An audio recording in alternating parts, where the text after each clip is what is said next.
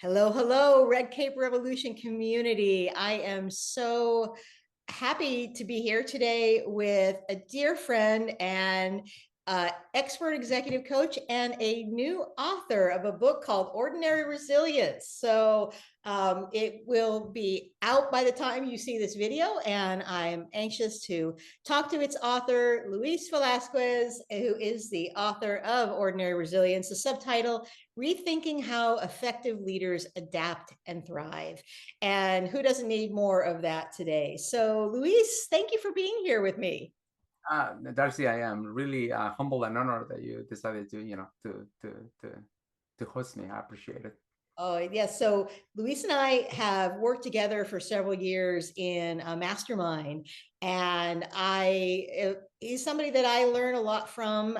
He coaches lots of, what would you say, difficult executives, people who maybe not your favorite person in a company. Luis, how do you describe the core of the people you work with? So my niche is what I call, individuals that are highly valuable in organizations, people that are really highly valuable in organizations, and sometimes organizations cannot afford to lose, but they're difficult to work with. And people that are considered the bullies or micromanagers or passive aggressive, or there are many different ways of describing them, and that's what I do. The premise of why people ask me, why do you coach people, why do you want to coach people like that? And the reality for me is that I believe that 99% of us don't wake up in the morning and say, I'm gonna be an difficult today, I'm gonna be an asshole today.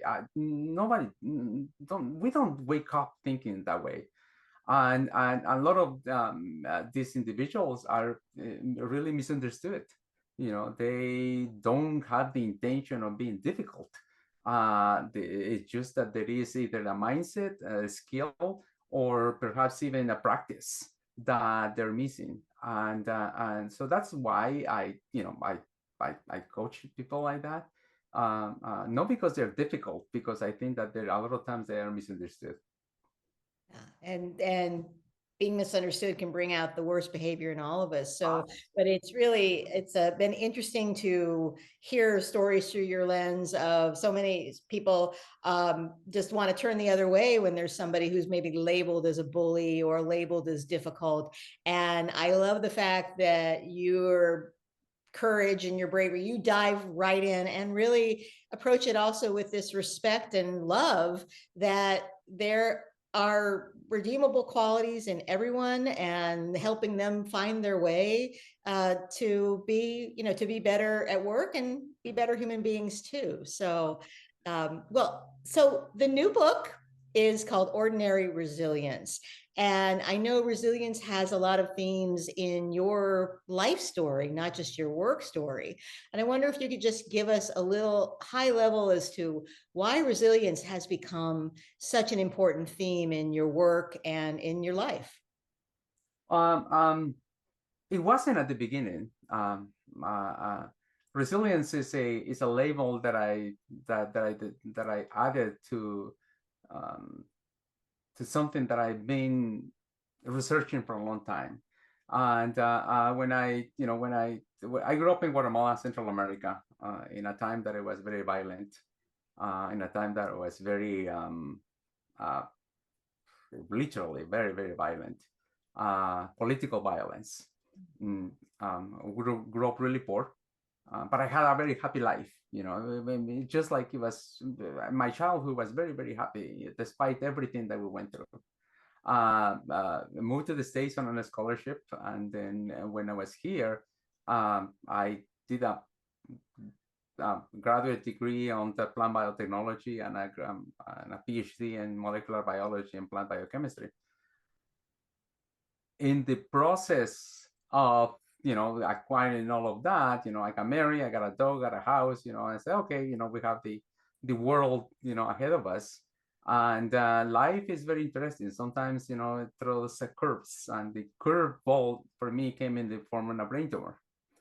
And in 2005, I was already a professor of fungal genetics at Michigan State University, and I got a brain tumor. And coming back from the brain tumor, long story short, I didn't I survived the tumor, but neither my professional dreams nor my marriage did. And my life is full of situations like that, lots of fear, lots of change. uh, Interestingly, my dad had a big accident when I was growing up. And what happened to him, as I said, we grew really poor, and when he had the accident, he made a commitment and he said, I'm going to turn my life around. I'm going to be successful. I'm going to be a business owner. And somehow he did it despite everything that he went through. He was very much disabled. And as I was going through my own journey as well, uh, uh, people would tell me, oh my God, you're so strong. You're so resilient.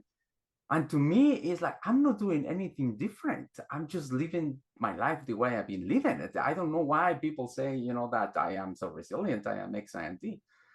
And at that time, I didn't connect it, the way I was doing, or the way I was living with the resilience. And it wasn't until I read the book by Adam Grant, Plan B, when he discusses, like the people that go through trauma sometimes, and they come back roaring and more successful at the other end. And I think to myself, wow, this is what happened to me and my dad.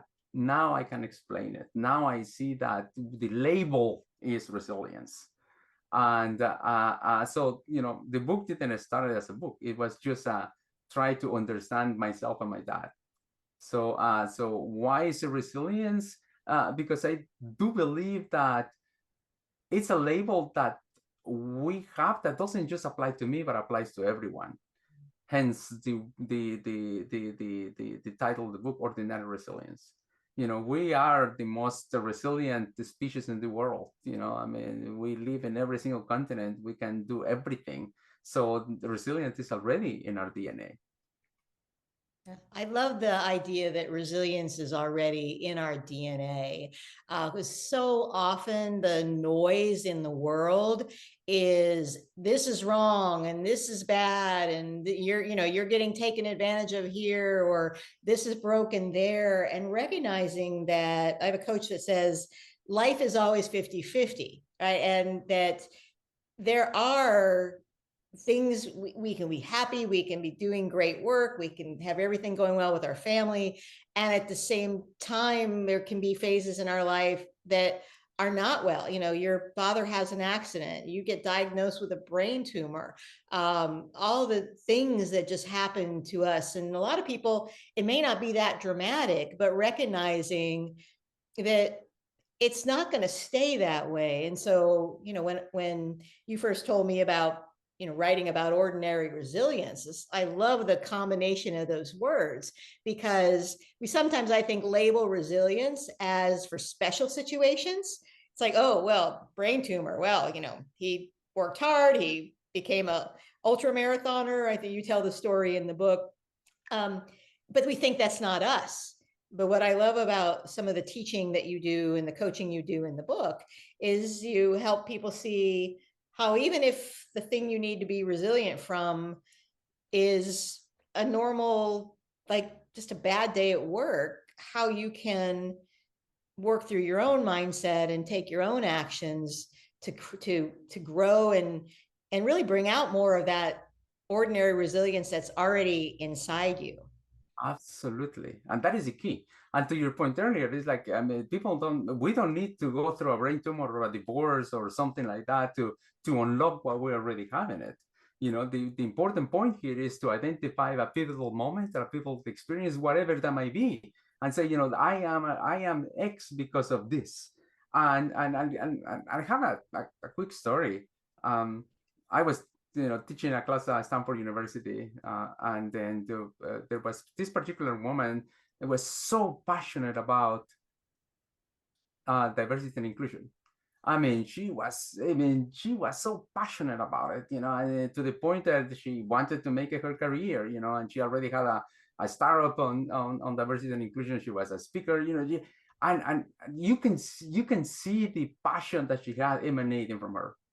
And one day, in one of the classes, I asked her, I am so curious, why, how did you start on this work? And she said, I grew up in the Midwest. My families are, in a white family, Christian family, and then I moved to a more diverse city for college. And when I was a freshman, I was discriminated against because I was white. And that was the genesis of and I was thinking, that's it? That is the whole thing that you base your passion about? Going back to what you asked me, is that I think that my experience doesn't have to be your experience. Yeah. But the journey and the result might be.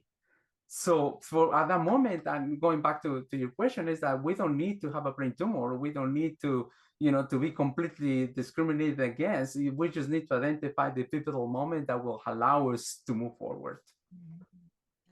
And I think that's really interesting too, because, we see people who go through tragedy and we celebrate like the recovery from that, but we don't often, unpack our own story to recognize we all have these like turning points or awareness points. And I've actually talked to clients who dismiss theirs. It's like, oh, well, I just met this one person but that was just random. Well, it's like every turning point gives us a choice. And as you know, one of the things I often coach on is taking back control. And I think we get to make, if we're ready for a turning point, if things aren't going well for us now, we get to make a choice now. Like, we don't have to wait for the cancer diagnosis or the brain tumor or the illness in our family, or the kids to leave the house, right? Like, we can make that choice to be resilient from even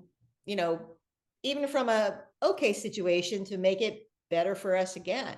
And I love that in the book you do one thing that I personally know that I always think of you as, is create some frameworks, create some structures to really think about, like, so it's great to talk about, yes, be more resilient, but how do we do that exactly? So I wonder if you could kind of give us an overview of, if we're feeling that, like that calling to say, yeah, I want to bounce back quicker, or I want to elevate, like, sort of an average life to a better life. What are some of the things in your framework that somebody could think about, experiment with, or try? So I think that, what I call is like a formula for resilience. And the formula is commitment plus persistence times optimism. Commitment plus persistence times optimism. Optimism. And here is how I explain that. I mean, in order for us to move forward, the first thing that we need to do is to wanting to move forward and being committed to move forward. So, hey, and a lot of times people, I want to move forward. I am committed to that, but that's where it ends. You see what I'm saying? So that's the beginning, is the I want to move forward. I want to get out of this situation. I want to find another job. I want to do X, but the commitment has to be very, very strong. Yeah. It doesn't end there. Then it comes with the persistence. And the persistence, I chose I chose the word persistence because life isn't easy. To your point earlier, sometimes we're here, sometimes we're there, but the persistence, it will allow us to do the hard work, because life is hard sometimes. The things that we need to do sometimes are hard, and we're persistent enough, we're gonna do that. But with the commitment and persistence by themselves is a formula for burnout. A lot of times you're committed, we're persistent, and that where it ends. And that is survival, what you're talking about. That's survival. And that's sometimes what we confuse resilience with. Oh my God, he's going through such a hard time, and yeah, she's survival. She can stay there. She's so resilient. And I believe that that is just the beginning. The next step is adapting and then thriving. And that's where the third component comes in, is the optimism. Like the optimism of the idea that this is not going to last forever. I know that at the end of the tunnel, I'm going to be X. One question that I ask my clients a lot of times is like, what is it that you can do today? So 2 years from now, you can say that this crisis, this thing that you're going through right now, is the best thing that ever happened to you. Because then you use whatever you're doing as a catalyst for building a future. So those are the three things. Commitment is like, I am gonna do this. The desire to get out of the situation where you are. The persistence is giving yourself permission to not to be perfect, but most importantly, to do the hard work and understanding that it's hard. And the optimism is the multiplier. Now, the multiplier is the following: if there is no optimism, it's zero resilience. So that's why that's how I describe that. I don't know if that is clear. Yeah, it's a different way to think about it, because you're right.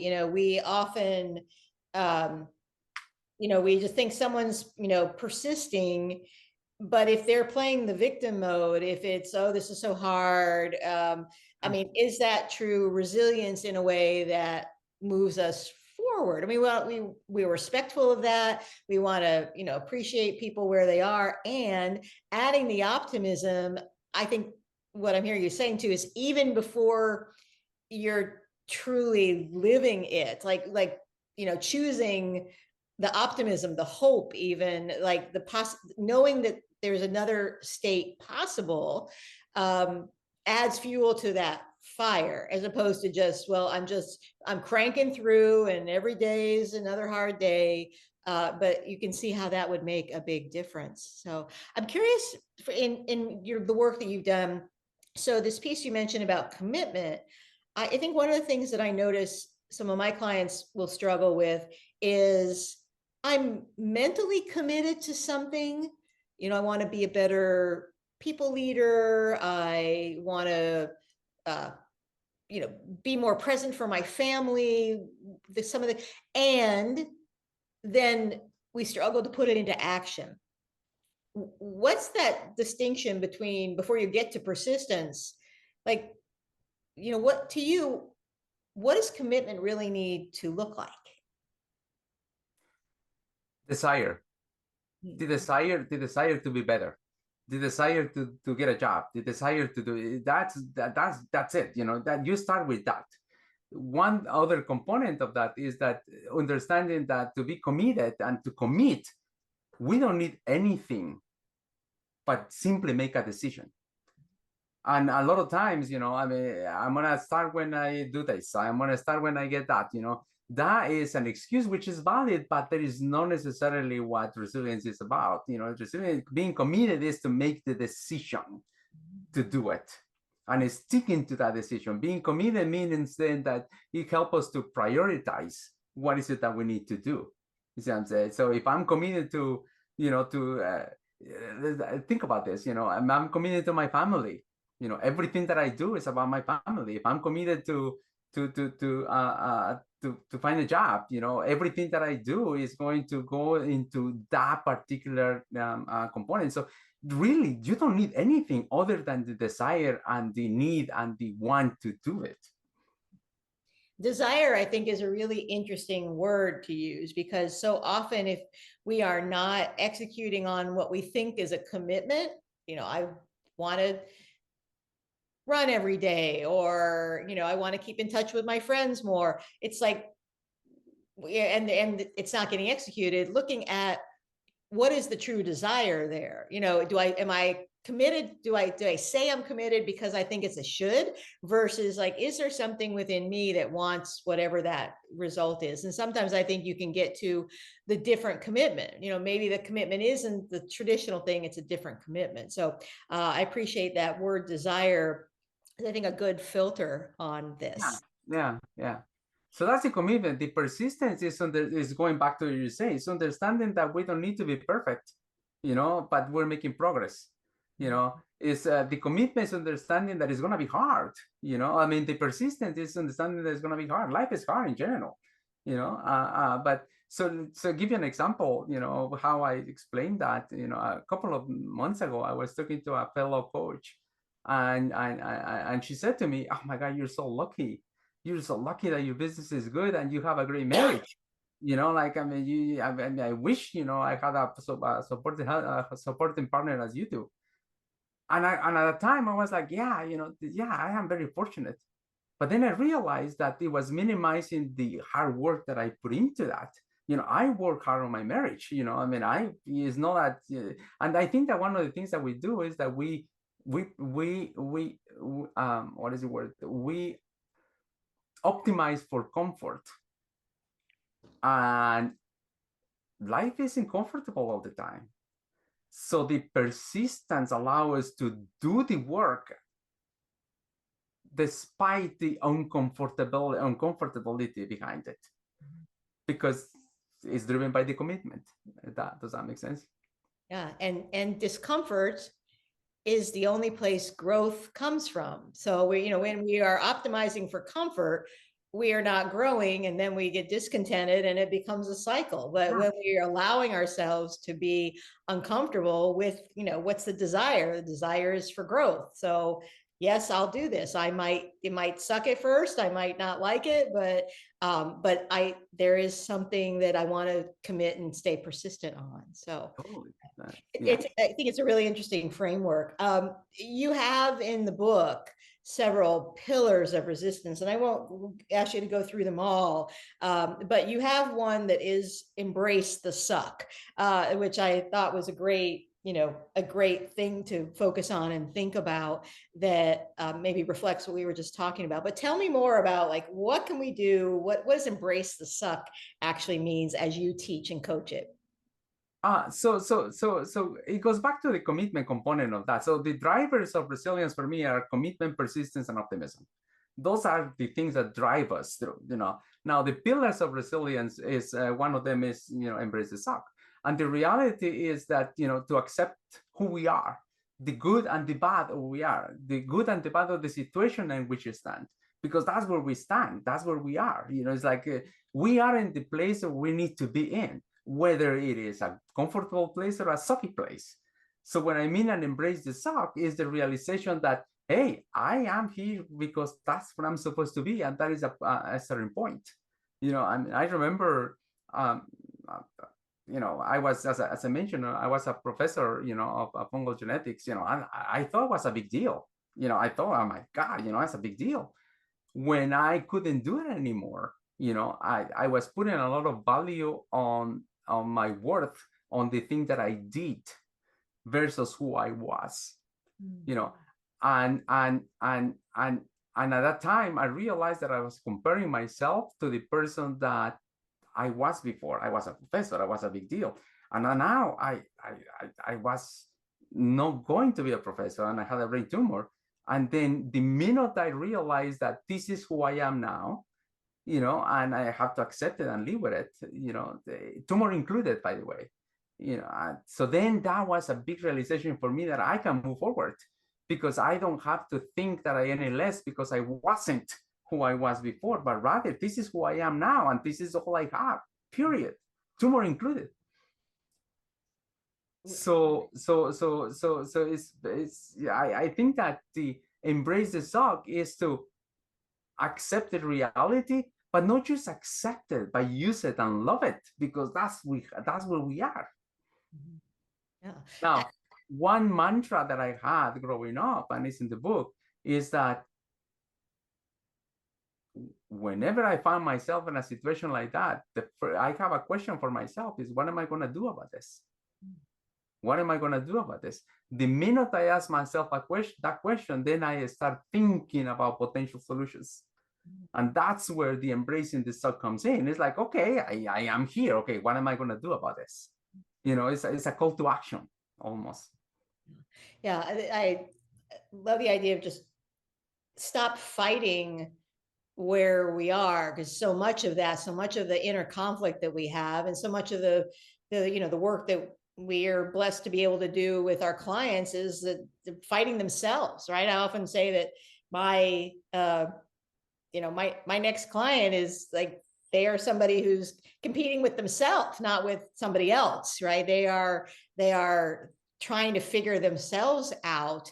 And often then an outside support, like a coach like you or I, can really be helpful. But getting to that place faster of not bemoaning, oh, when I just had that boss, or oh, when, the company finishes the merger, all this stuff. It's like, where are we now? Like just accepting it and say, what can I do about it? Like what's in my control?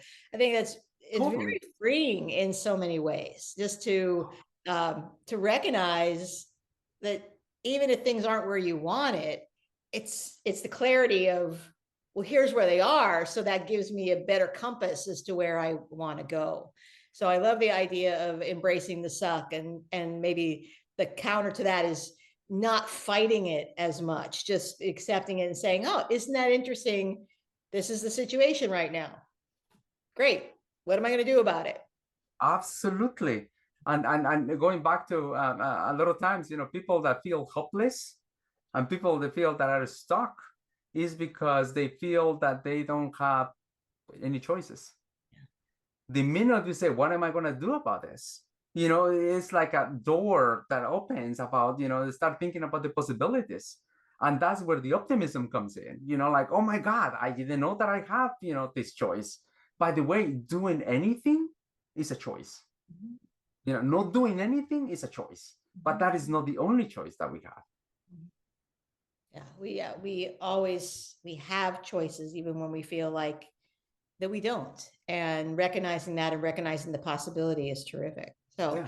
I'm as we just wrap up, this experience of writing the book, and you dug into some of your own story, and as well as the lessons that you learned from your clients, and just all the things that that can add up to having a stronger ongoing sense of ordinary resilience to get through not only the big tragic things that happen to us, but the day-to-day things as well. I'm curious, what are the one or two most important things that you want somebody who's reading the book to walk away with? This many, but I think that there are three things that I hope that people get from the book. Is number one is that the world doesn't belong to the people that know the most, but the people that learn the fastest. The world doesn't belong to the people that know the most, but the people that learn the fastest. Absolutely. And a lot of times we put, going back to my own story, I was like thinking, I had a PhD, I know this, I know that, the minute it was taken away, oh my God, but we all have the capability to learn. And I think that the fastest we learn, the easier it was to move forward. So that's number one.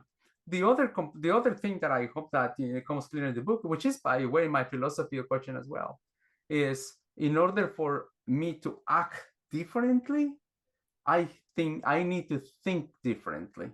And in order for me to think differently, I need to see differently. So the book opens possibilities, it's about reframing. And that's what I do as a coach is I go with people that potentially don't have any options, or they don't see other things, they don't see other way of doing it. And what I do with them is open the possibilities by, let's figure out what else could you do? What else could you do? Because the minute you see things differently, then you can start thinking differently, and then you act differently, and that is the point. And I think that the last one point that I hope that it comes across is relationships. It's incredible how we sometimes do not plan our life around relationships. And the best way to describe this is that I think that the biggest takeaway from me has been that I need others to know myself. So what I mean by I need others to know myself is that I need to understand what is the impact that I have on other people. So then I can see what I can do better. And a lot of times we are not open to criticism. We're not open to feedback. You see what I'm saying? Because we're fragile, let's put it that way. And that is a disservice that we do to ourselves. I think that we as leaders, we need to be resilient, and we need to be incredibly committed to ask for feedback from others and suggestions. How can we get better? Because that's how we learn about ourselves. It's such a good reminder that the mirror back of not just staying in my head of how I'm experiencing the world and my interpretation of it, but how it gets mirrored back to us through others, whether that's feedback, whether that's did my effort create the action or the result that I was expecting, and like paying attention to those places where it doesn't work, right? It doesn't fit. And like, what's the learning there? What's the observation for me? I also think that that's one of the benefits I always find of working with a coach, and is that how someone else can help you see the label outside the jar, right? Be able to give you some clarity on things that you're just very close to. And we all have that happen. So it's, I think it's a great reminder about that, as we do your subtitle, Rethink Resilience, rethink how we adapt, that there are elements to it, and relationships are always going to be one of the most important elements to it. None of us can do this alone. Absolutely not. Yeah. We need, as I said, the biggest learning for me throughout, the book and my life is that I need others to know myself. So, and the more I'm open to feedback, the more I'm open to suggestions, the more I ask for others how they perceive me, the more I learn about myself. It's like data, and we need to use that data in its full capacity. If we don't do that, we're limiting the amount of data that can be used for making yourself better. Let's put it that way. You need data to make anything better, and so I see myself as a work in progress that needs data in order to move forward. Well, the book is a great way to get to know you better, as well as get to know some of these ideas that you've been working with, and some of the top companies in the United States and all over the world. I know you're working with people globally. And so, Luis, tell us where people can find the book and where they can find more of you. So the book is sold in Amazon right now, and it's probably going to be found in in all the places where you buy books, Barnes and Noble and Goodreads or whatever other online platforms are there. Please feel free to connect with me on LinkedIn. My website is velascoaching.com as well. So please, please. Yeah. Great, terrific. Dude, we'll put the links in the show notes for this video as well. And I really encourage you all, pick up a copy of the book, share it with a friend, write a review. I think we all have gone through so much stress and times where we forget that resilience is in our DNA, and it's not just for the special few. It's not just for the marathoners and the mountain climbers. It's for you and me who are here just living our lives. So I appreciate the effort and the time and the love put into the book, and thank you for taking some time with us today. Thank you, Darcy. I really appreciate you having me.